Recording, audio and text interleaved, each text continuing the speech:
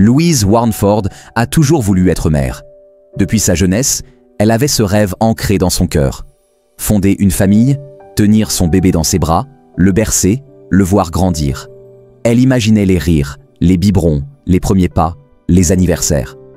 Ce désir n'était pas passager, c'était une conviction intime. Elle rencontre Mark, l'homme de sa vie, au début des années 2000. Le couple s'est rencontré pour la première fois en 1999 et Louise savait dès le début que Mark était celui avec qui elle voulait fonder une famille. Mark, âgé de 40 ans à l'époque, avait déjà un fils issu d'une relation précédente, mais partageait pleinement l'envie de fonder une famille avec Louise. Ensemble, ils se lancèrent dans ce qui devait être, pensait-il, un projet naturel et heureux, avoir un enfant. Mais très vite, ils se rendirent compte que la conception n'allait pas être aussi simple. Mois après mois, année après année, Louise ne tombait pas enceinte. Et lorsqu'elle parvenait à concevoir, la joie se transformait rapidement en cauchemar. Cependant, en raison de la vasectomie de Mark, le couple a dû chercher d'autres moyens de faire de leur rêve une réalité. Elle raconte: « Nous sommes allés voir un spécialiste de la fertilité pour connaître le moyen le plus rapide de concevoir et ils ont suggéré l'insémination. Nous avons trouvé un donneur qui avait les mêmes caractéristiques que Mark et nous avons commencé le processus ensemble. Ce que Louise allait vivre dépassait l'entendement. Au total, elle a subi 18 fausses couches en un peu plus de 15 ans. Chaque grossesse commençait avec espoir, chaque test de grossesse positif ravivait leur flamme et chaque perte brisait à nouveau leur cœur.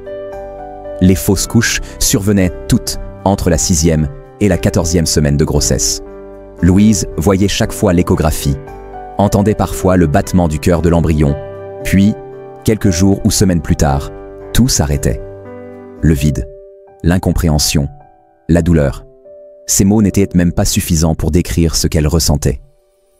Ce cycle infernal a plongé Louise dans un état de dépression à plusieurs reprises. Elle avait l'impression que son corps la trahissait, que la vie était injuste. Son entourage ne comprenait pas toujours son obstination.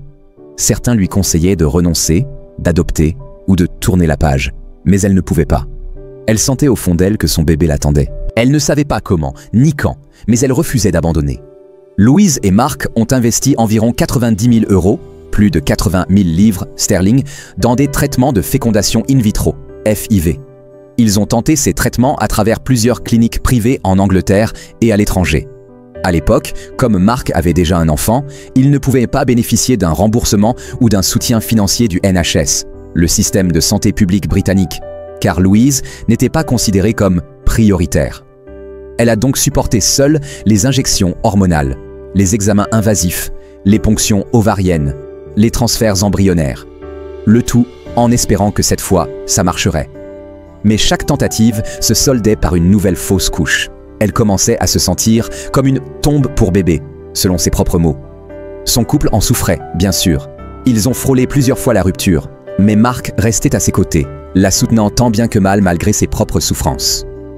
Je suis tombée enceinte plusieurs fois grâce à la FIV, mais à chaque fois, j'ai perdu le bébé vers 14 semaines. Chaque fois que je me disais « ça y est » et que je pensais que j'aurais la famille parfaite dont j'ai toujours rêvé, je ne pouvais pas arrêter de pleurer quand je faisais une fausse couche.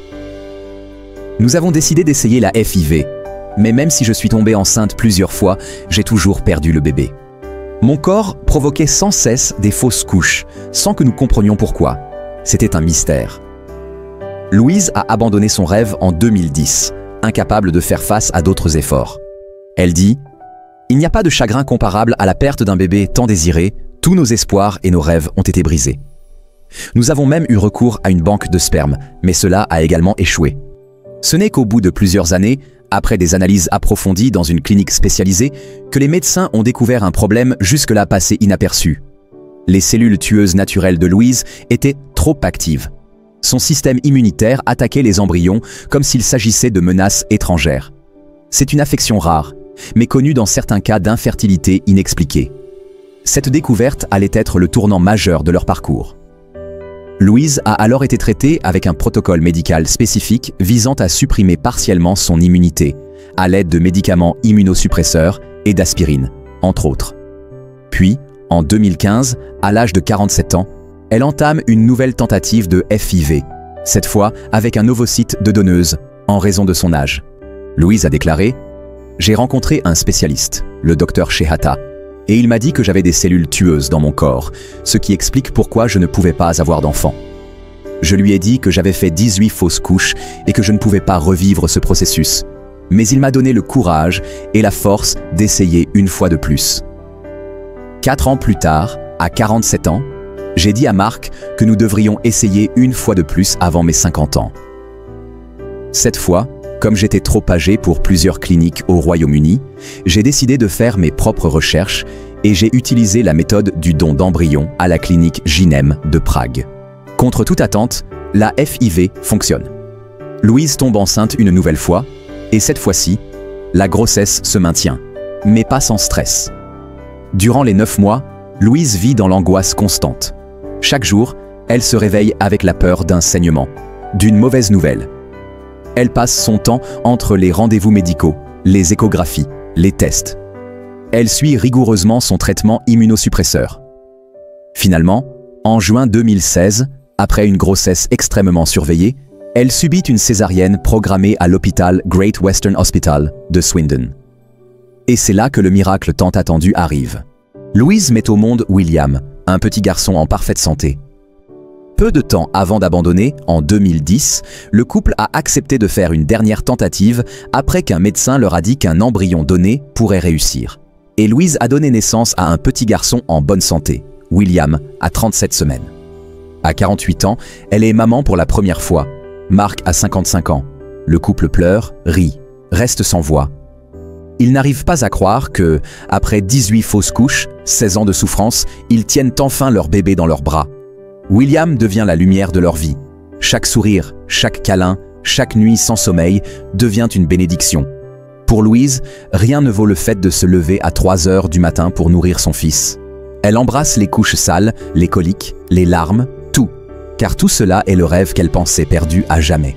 Hassan Shehata, fondateur et directeur du Centre d'immunologie de la reproduction et de la grossesse, a déclaré « Les cellules tueuses sont des cellules qui ont un effet bénéfique sur l'organisme car elles le protègent des agressions extérieures telles que les virus et les bactéries. Pendant la grossesse, elles permettent au système immunitaire de fonctionner grâce à un mécanisme spécifique pour protéger le fœtus et favoriser son développement. Cependant, elles sont considérées comme responsables d'attaques contre le fœtus en développement, entraînant une fausse couche. Même si les gens les confondent parfois avec les grands-parents du petit William, Louise et Marc disent qu'ils sont ravis d'avoir enfin réussi à avoir leur propre enfant. Louise explique « Marc et moi essayons d'avoir un bébé depuis que j'avais 32 ans. Nous avions fait 18 fausses couches et dépensé plus de 90 000 livres. Mais en regardant William maintenant, nous savons que cela en valait la peine. » L'histoire de Louise Warneford est celle d'une mère au courage immense, d'une résilience extraordinaire et d'un amour indéfectible. Elle rappelle que parfois, les chemins vers la maternité sont tortueux, douloureux et injustes, mais qu'ils peuvent, au bout du compte, conduire à la lumière. Louise partage maintenant son histoire pour offrir de l'aide à toute personne confrontée à des problèmes similaires aux siens et pour soutenir les femmes qui ont subi des fausses couches. Louise a déclaré « C'était la période la plus difficile de ma vie. Mais quand j'ai mon fils dans mes bras, je sais que cela en valait la peine.